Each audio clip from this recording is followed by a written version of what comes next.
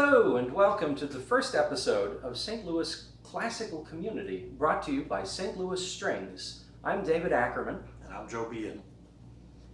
And we'd like to make a place to talk about all of the myriad wonderful classical community ensembles, all of the community music in our fair city.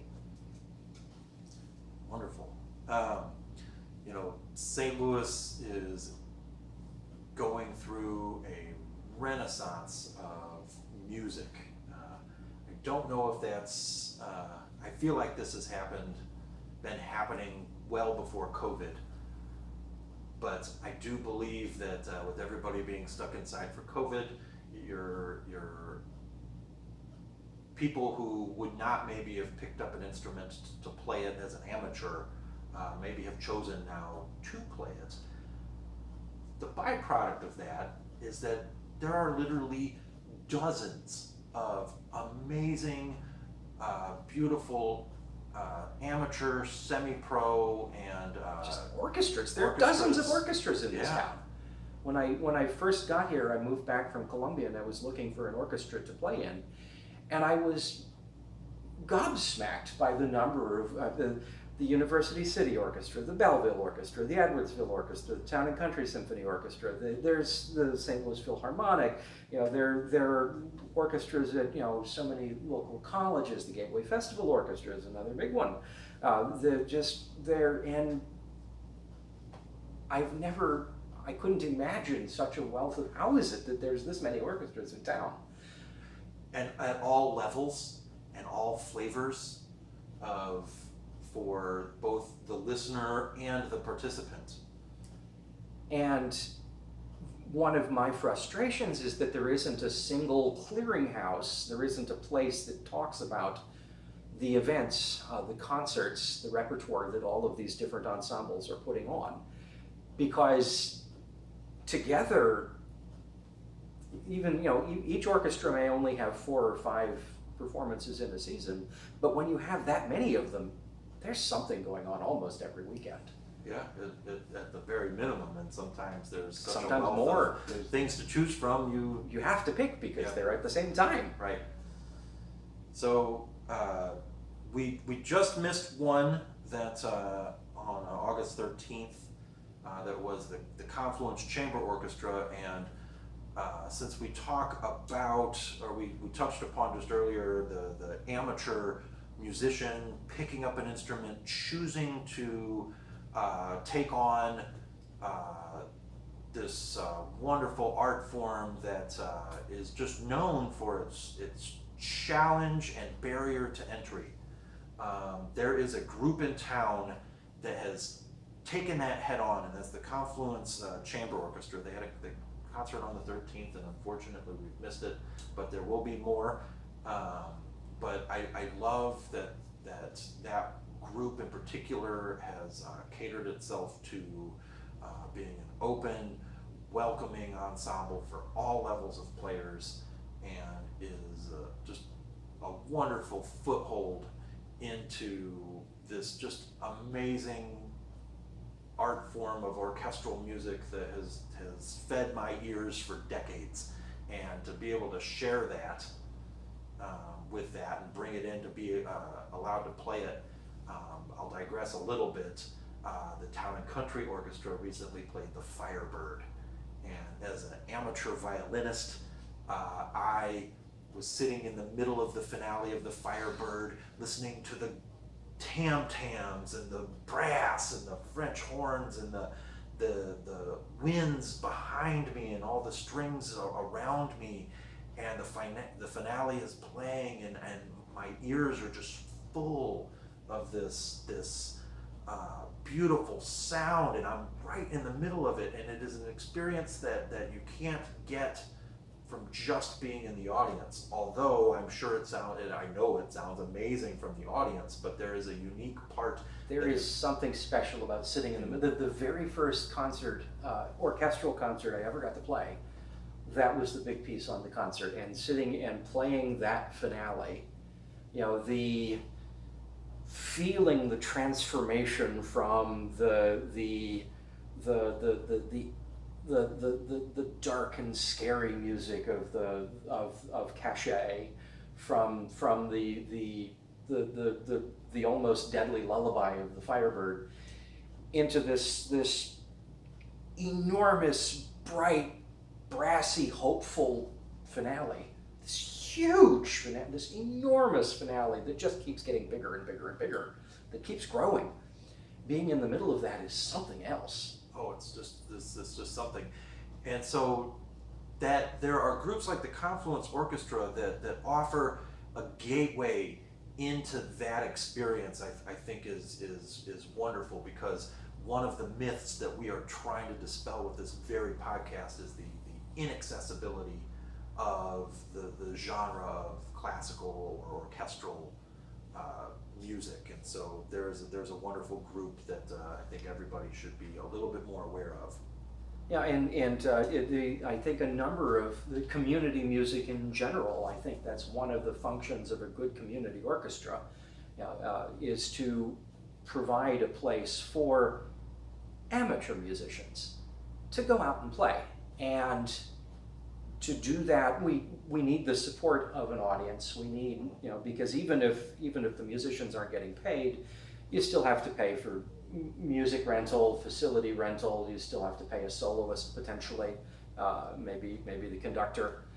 There are still, even if the musicians themselves aren't getting paid, there are still costs, and we work very, very hard to bring a product, to bring a performance that brings joy not just to us but also to the audience. And so we appreciate the support. We live for the support of our audience. Yes. If you want to talk about the next available concert. The first concert coming up after this will be the Town and Country Symphony Orchestra's premiere on Sunday, September the 10th at 2:30 p.m. at Principia's Ridgeway Auditorium, 13201 Clayton Road. And as it happens, Joseph and I both play in that. And that's going to be an exciting show. We're going to play a bunch of Eastern European music, Bourdians from the steppes of Central Asia, Bartok's Romanian dances, some Brahms Hungarian Rhapsody? The Hungarian dance? Hungarian? This one of the Brahms Hungarian lists, March of Homage, Glazunov, and most importantly Rachmaninov's Second Piano Concerto, which is being performed by a visiting Ukrainian artist named Dmitro, and go take a look at the website. I can't pronounce his name. His last name is escaping me, and is a little bit challenging for my tongue to wrap itself around, and I sincerely apologize. But if you go to www.tcsomo.org, you can see the event there. And the program was specifically chosen to highlight this geographical region because it's in the news for some less than stellar current events, but the people in the music of this region and the history, while tumultuous, has also produced some of the most beautiful classical music that's out there. Yes, some very, very wonderful stuff, and we'll talk more about that in a little while. Yes. But first off, before we get there, let's run down the rest of the concert calendar for at least September and a little bit of October. Yes, and we have the Edwardsville Symphony that the very next week on September 17th, they're going to have a program that they are calling Cooking Music. That will also be at 2:30 p.m. I believe in Edwardsville's Central Public Park, they play outside. Yes. That's another free performance. The Town and Country show is free. I believe, does Confluence makes their shows free as well, don't they? Yeah. And some shows require a ticket, but most of the shows we're going to talk about are free to the public. But unlike your average Taylor Swift concert, all of these concerts are going to be affordable. Right. Free or affordable. So I'm not sure what cooking music is, but I do know that Edwardsville always puts on a wonderful program, and I actually look forward to seeing just what theme, what music the theme of cooking actually That should be interesting. gets prepared there. Then the week after that, on the 24th of September, Sunday the 24th, at 2:30, once again, at the Foundry Arts Center in St. Charles, the St. Charles County Community Orchestra will be putting on a program of popular American music, Broadway, a bunch of Broadway stuff. And that also is free and open to the public. Yeah. And already we've got many moods from you know the quaint to the lighthearted to the very deep and emotional. Serious Eastern European Yes. stuff and the light American stuff, and yeah, there's a lot of different, and that's just September. Yeah. So a couple of things as we hit October, the St. Louis Philharmonic, which I believe you said that is. I believe they charge $10, I think. You do need to pay for a ticket for them. But they have some very interesting stuff. Of course, the classic Dvorak cello concerto and the Wagner's Prelude to Tristan and Isolde, and a piece that's new to me but not new to you. Wait, it's new to me. I just looked it up the other day. Oh, there we go. Wikipedia, ladies and gentlemen. It's a wonderful thing. Yes. And YouTube. You can go out and listen to it as well, which I did. But definitely an interesting piece if you'll expound on it. The Revueltas. Revueltas is a famous Latin American composer, and he decided he wanted to get into the movie business, like a lot of people. And he apparently wrote a movie score without having a movie in mind, with no specific film in mind. And a filmmaker later picked it up and used it for a movie called La Noche de las Mayas, and a Mexican conductor, Jose Yves Limantour, made an arrangement of it, condensed a suite out of that has become fairly famous. And I believe if we have here as well the Merrimack Orchestra. Right, they're apparently playing a local composer named Gary Gackstatter. They're playing his Picture Book Symphony on October the 14th. Which is wonderful. I've had the opportunity to play some of David's music. And you're going to remind me, we had a composer on Town and Country just the other day, and friended him on Facebook, and his name is escaping me. Should probably write these things John down. Muir? No. Well, we do his music as well. He's a member of the Town and Country Orchestra. And a very talented local composer. Yes. Some of his work will be on the St. Charles Community Orchestra, an arrangement that he did of Liber Tango, of Astor Piazzolla's Liber Tango, I know is on the program in St. Charles. But we played a piece by a local composer with an Italian last name. Oh, Furiuli Suite? Yes. He's a decent guy, an interesting guy. I've had the chance to sit down and talk to him. And a difficult piece of music. And a right? challenging but a lovely piece of Yes. music. And his name is slipping my mind, and this embarrasses me. But I've had the wonderful opportunity to play lots of pieces by local composers. We were just talking about Robert Howard, and I've gotten the opportunity at the Merrimack Orchestra to play some of his works. And so it just that's just another kind of random happenstance that I didn't anticipate when I started playing classical music, is that I would get a chance to meet composers, Yeah. living composers, and maybe to become a living composer. and premiering new works. Yeah. Playing things that nobody's ever heard before. That's one of the unfortunate critiques of a lot of classical music. The dead white guy. And one of the dirty little secrets is part of the reason the dead white guy gets played so much is because his music is free. His music is out of copyright, and people like it and want to listen to it, and so it draws in the audience. And living composers, Well, they want to get paid. they want to get paid. You have to pay a rental or a licensing fee. Right. You know, some of us, you know, folks who are just getting started or don't have a particularly big reputation, maybe we loan our stuff out for free, but a lot of people, John Williams does not.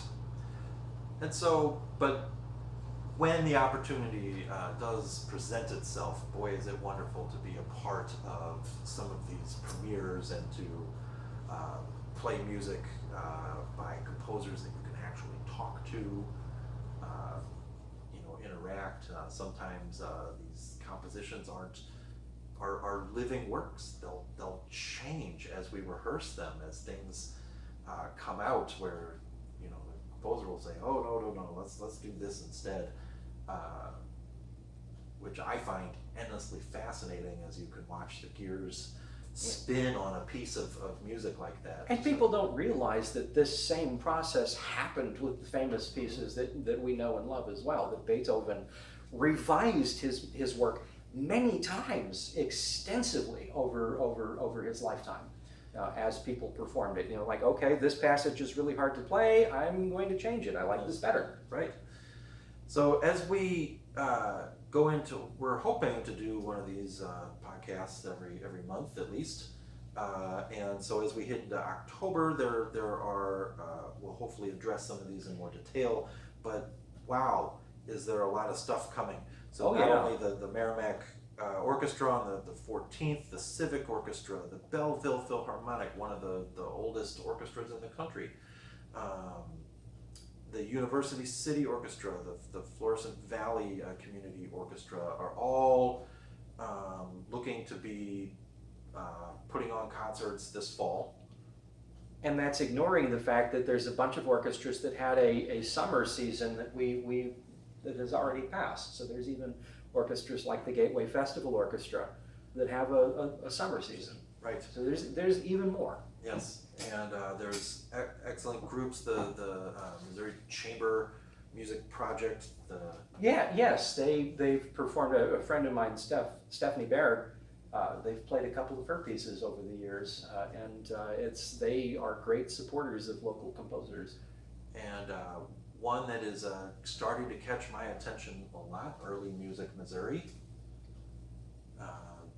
That is, devoting itself to period performance, which personally I find endlessly fascinating. That's a whole other art form right there. Right. You might have the instruments and the equipment that you see around us in the background.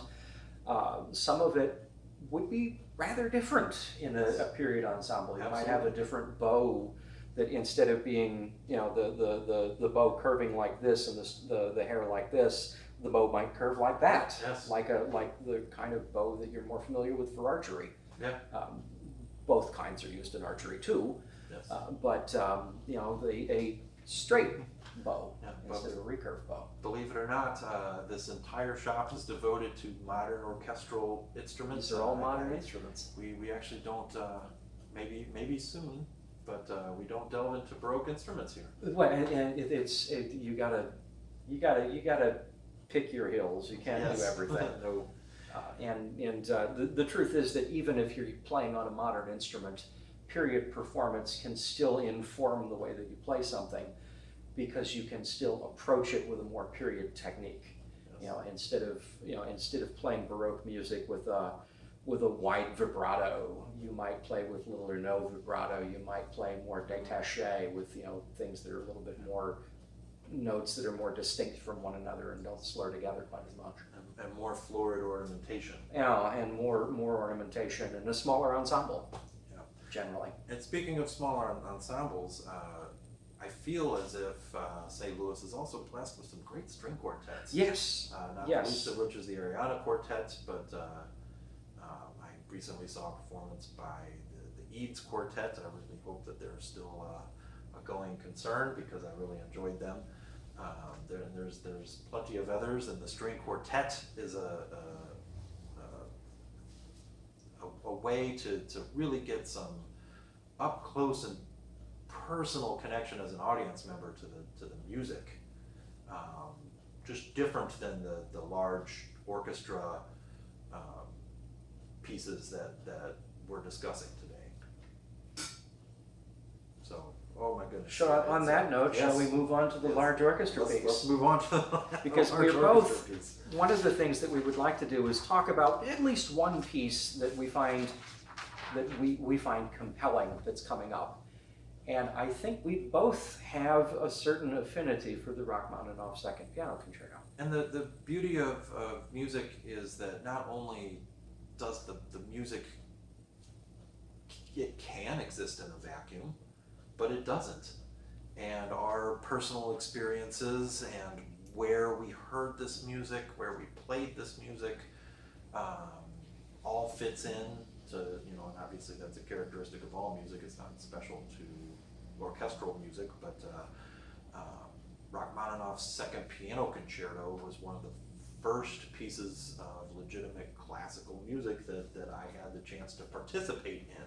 So as a incoming collegiate freshman with almost zero experience in classical music, played the cymbal part on Rachmaninoff's Second Piano Concerto as my introduction to performing classical music.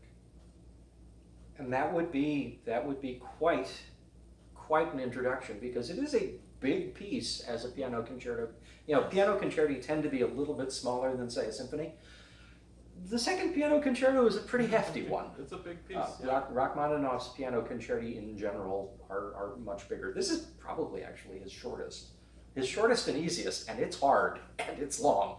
Yes. It's a big one. Yes, and that cymbal part is repertoire that percussionists use to audition for symphonies. I did not know that. Yeah, it's That's a major repertoire part, and I jumped in with both feet. Hopefully. One of the things that's lovely about Russian music is you get so much more percussion. Mm-hmm. The people might, if you think of strings as sort of the meat and potatoes of the orchestra, the core of the orchestra. In the 19th century, in the Romantic era, we start to get a lot more wind instruments added in. In the 20th century, and Rachmaninoff's Second Piano Concerto was the very beginning of the 20th century, written in 1901, premiered in 1901, damn, very beginning. The 20th century starts to bring us more percussion, and and you start to see more cymbals and more different kinds of drums. Instead of just having timpani, you might have a snare drum, or you might have tom-toms, or you might have pitched percussion like a xylophone or Glock, or all kinds of different, one much wider variety of percussion instruments, because there's a much wider variety of rhythm, which I think is something that you were talking about earlier. You said that you find this appealing because it reminds you of jazz. It does, and this is definitely not a researched take on my part, but I did from the opening chords, and we talked a little bit about this. I never really did analyze this piece, partly because it was one of the first pieces I ever participated in, and I didn't want to ruin the mystery of it, I guess. But the opening chords of this piece are one of the best openings of a piece of music. I mean, up there with the big thunderous chords of the Pathétique Symphony. There's no question from chord number one what you are listening to. I mean, because it starts out, a lot of piano concerti, earlier they started out with the orchestra. This one starts out with the piano, and it starts out big. Yes. The first chords are piano, are very quiet, pianissimo even, but there's a crescendo in the first 8 measures of music to fortissimo, and to these gigantic thunderous. It starts out quietly, but 8 measures in, you've got thunder, and all of that is the piano before the orchestra ever even whispers a note. And what we've dispelled on my part today, where I interpreted these chords as being quite jazzy, They have extensions there, but they're actually born of a really simple concept. He's essentially playing the same chord over and over with just a little chromatic moving line in that reframes that same chord in different contexts every single time that they play it. Yeah, so you've got this F minor chord, Right. in a C minor piano concerto. This F minor chord, we'll start out with that, and we have just this little chromatic line that gradually goes up and then back down in the middle of that. And the F minor doesn't move, but this little chromatic line But our perception does, of the F minor changes because of that line. because of that line that's not really doing much, just up and down. But the consequence of that is that to me the chords just sound so modern and jazzy that they just drew my ear in. I mean, and you do start to get more extended harmonies in Russian music. In two places, I think the two musical traditions that most inform the 20th century really are Russian music and American music, most importantly through jazz. Yes. And Yeah. not to digress a little bit, but in our YouTube culture, our TikTok, sound bite culture that we're in, a lot of musicians nowadays really have to grab your attention within the first few seconds or you swipe away. And here in 1901, he was grabbing my attention with that first chord. Just hits it. I'm like, what is that?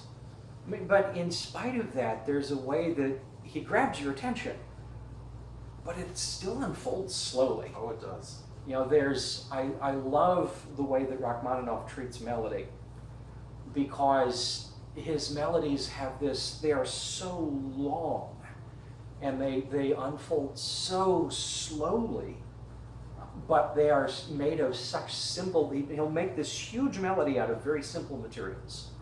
And he'll take his time to introduce that to you, but it's very, very singable. You compared it to Beethoven's Fifth. In a sense, yeah. Sorry, go ahead. And with Beethoven's Fifth, what's fascinating is everybody knows it, but when it comes down to the melodies, it's not very hummable.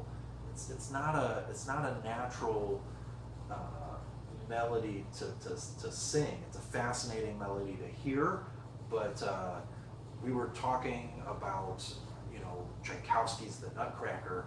I mean, literally, people are humming that to this day.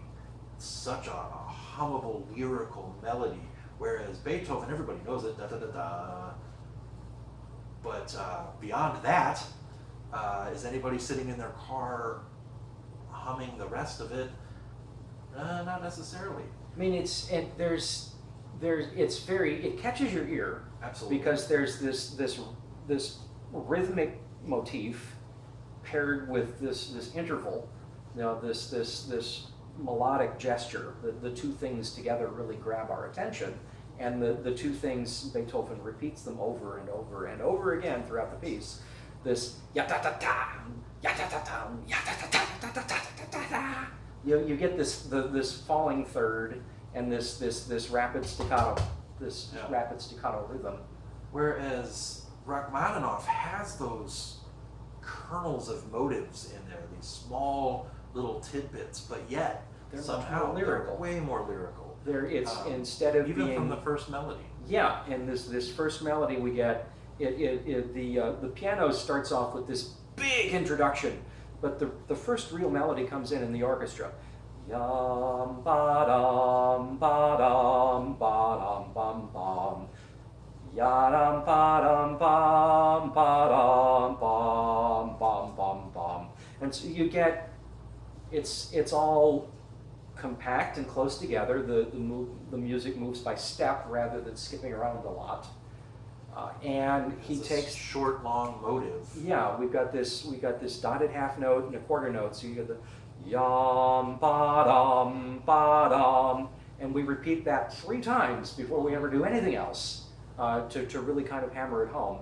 Yam ba dum bum bum, and then it grows a little bit, and then we kind of repeat the beginning of that again, but extended. Yam ba dum, do something very slightly different, extending it, and the whole it slowly unfolds like that, getting a little bigger and a little longer with each telling. Yes. But it retains that kind of lyrical, linear, there's a motion to it that stays in it. And I think it's fascinating that it's got this Beethovenian motivic character to it, but still has a very lyrical, very singable melody, very compelling melody that Yeah, absolutely. we don't always get in Beethoven. There was another aspect of this that even though jazz itself didn't really exist at this time, and so I struggle with the term, but use the word proto-jazz. One other thing about that main melody, that long, short, long, short, long, when I was playing jazz drums in university. Never was a great jazz drummer, but I did love playing it. They always talked about not playing on the one, but playing on what was called the and of four to propel the music forward. And while he's not necessarily doing that here, the bangs, bang, a langs, bang, a lang, that rhythm propels the music forward. I mean, you get a lot of activity on the pickup. Right. You get a lot of activity on 4. So essentially his entire motive is based around a pickup note. Yeah, and the note, pickup note, pickup note, pickup note, pickup note. And so he's really propelling himself in a what I think will ultimately become, at least to my ears, in a jazzy rhythm. And you see, I think one of the reasons we like Russian music in the United States is I think there is a fair amount of similarity that Russian music relies on a lot of rhythm. Yes. That you don't find Eastern European music in general. There's a much more varied rhythmic content than you find in, say, German music or Italian music. And while this piece is definitely rooted in the 19th century classical tradition, it has this forward-looking aspect to it, which is just one of the things that I just find so fascinating about it. As early as it is, and it's still there's some mixed meter in here. There's a little bit of mixed meter where you go back and forth between relatively quickly between 2 different or more different time signatures. There's a couple of spots where we bounce back and forth quickly between 2 and 3. And you really have to pay attention or you goof it up. Yeah. Oh, It yeah. throws us off. Particularly as when people are first learning it, it's easy to lose track of how many beats there are in a measure. Absolutely. And you don't find that you don't find that necessarily in German music. You don't find that in Beethoven. You don't find that necessarily in Italian music to the same extent. But you do find that in jazz, in American music. You do find that in American popular music that draws its inspiration from jazz. And you do find that in Russian music. You find that in Rachmaninov and Stravinsky and Shostakovich and indeed Tchaikovsky, even Tchaikovsky actually. You had introduced me to a concept that I was aware of in music school. They talked about tetrachords all the time and mixing tetrachords and that, but I never had, I had a term for the opposite, which is very standard, the melodic minor scale, was just a core piece of music theory in school. And here in this Rachmaninoff, we have the concept of the melodic major. When I was a sophomore, freshman, sophomore, a beginning composition student, studying music theory for the first time, studying composition for the first time. One of our assignments was to work with a thing called an artificial scale. Usually things, a diatonic scale is do, re, mi, fa, sol, la, ti, do, or some variation on that. You can start on a different pitch, you can flip it over, but if you can play it on the white keys on the piano without, if you can transpose it some way to fit on the white keys, it's called diatonic. And so much of our music that we listen to is diatonic. Yeah, and then you expand out of that and you get into the minor.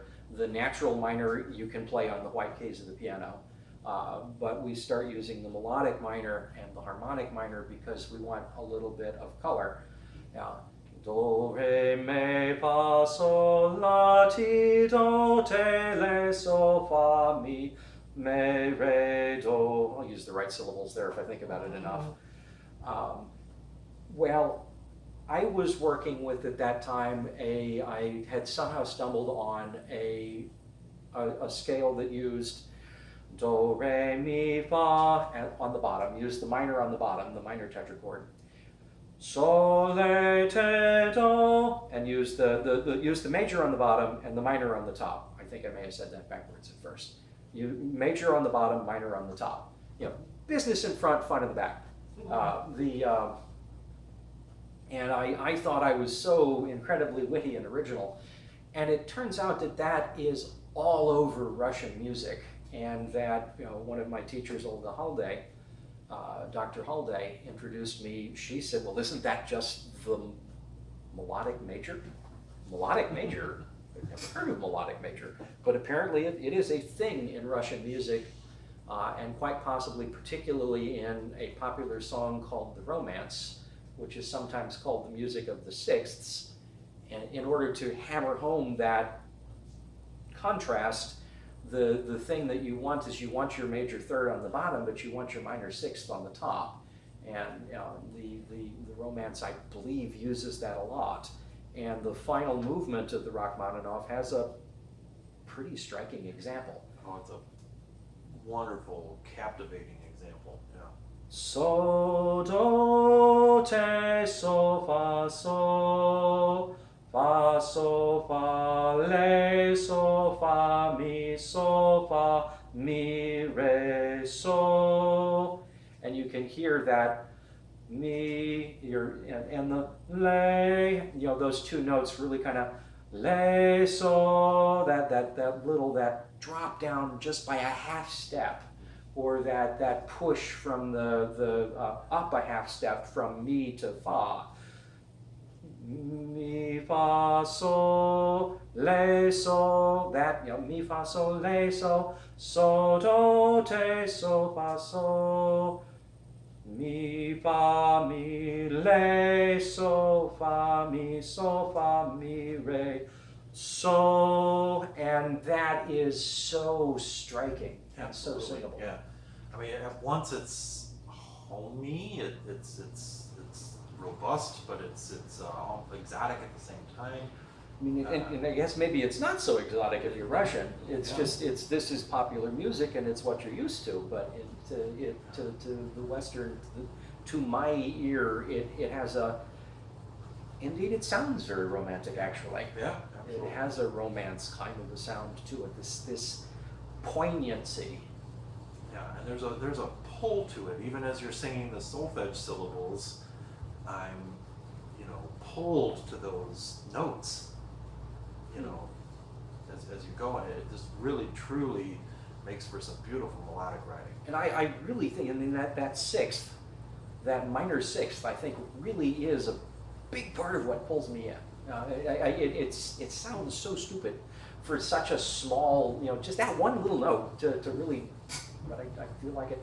Yadam badi yadadam badi da yadam badi da da dum dum. It really just it sucks you in. And it's fascinating. This is at the end, but from the very beginning of the piece, he's been recontextualizing the notes and the melodies and the harmonies that you're hearing, and it's almost like a kaleidoscope of sounds and timbres and moods and that, and it's just one of those things that makes that in the soup that makes this piece so amazing. And there's so much of that and so many melodies that really, I mean, it's an exciting piece, and I hope that if you are able to join us, I All hope it costs you is your time. Yeah, it's a free show. A very fine pianist who's trying to raise a little bit of awareness for his country, Yes. to awareness for the plight in Ukraine, and while still playing some Russian music. So you get, it's a complicated mess. Absolutely, and complicated is the understatement of the century. But the musical tradition is rich and beautiful, and hopefully we can all get through this with art. We can Yes. all turn to art and appreciate our common humanity through art. Yes. So hopefully, this being the first podcast of many, we We can will be back next month. highlight our love for music, our love for St. Louis, our love for those brave souls who, while they may not be making a living at music, are out there and making it happen, and maybe inspire a few of you to pick up a musical instrument and join this amazing community with all of these wonderful people working here at the violin shop. I do meet professional musicians, but I meet the most amazing and inspiring people who have just decided one day that they're going to pick up an instrument and play. And the things that they have accomplished for no monetary gain, for no reward other than their internal drive and desire to do it. I have met the most amazing community, not the least of which is David Ackerman, who is exactly one of the people that I'm talking about, playing music for the love of it. And we met because of this community. I am deeply honored to have met you through this community, through needing to buy a new bag for my bass, needing to buy some new equipment, and if it Joseph has come and played in. If it weren't for David, I probably wouldn't be in the Town and Country Orchestra. So these serendipitous things have not only changed my life, but changed countless people that I run into, and I have met people that I would have never have met otherwise through this activity. And boy, if we could recruit just a couple more of you to join us, to take part in that, whether it be with something like the Town and Country Orchestra or the other dozens of orchestras that are around town, you will not be disappointed.